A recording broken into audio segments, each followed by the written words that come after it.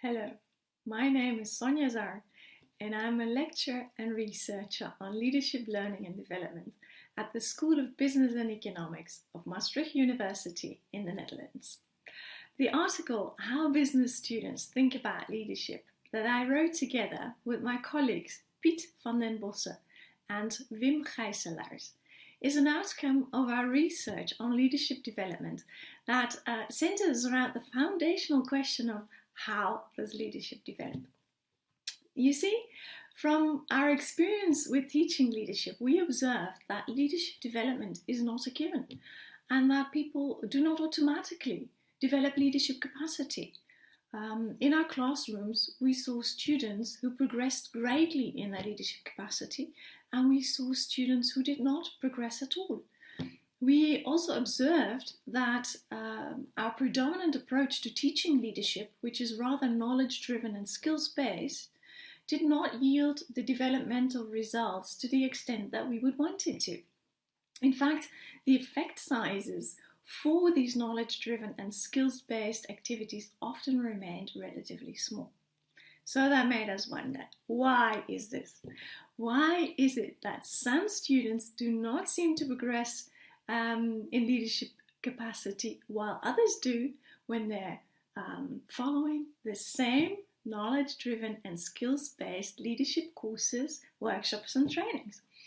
And pondering these questions and of course diving into existing research, we became more and more convinced that the answer to these questions could be found by taking a cognitive approach to leadership development.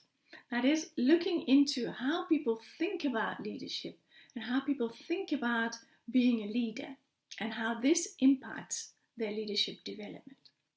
Now, we set out to explore these deeper level cognitive components of how people think about leadership and how people think about being a leader. And we wanted to gain a better understanding of how these so-called cognitive schemas of leadership or mental models on leadership impact students' leadership development. So for this purpose, we asked over 500 students 3 basic questions. We asked, what is leadership? Who's a leader? And are you a leader? The results? Well, we found some pretty interesting things. We learned that whether or not the students consider themselves a leader is related to how they view leadership and how they view leaders. We also learned that alignment or fit between these views can actually strengthen the degree to which students view themselves as a leader. And we learned that the exact content of how they view leaders and leadership can actually serve as a constraint or a catalyst for ongoing leadership development.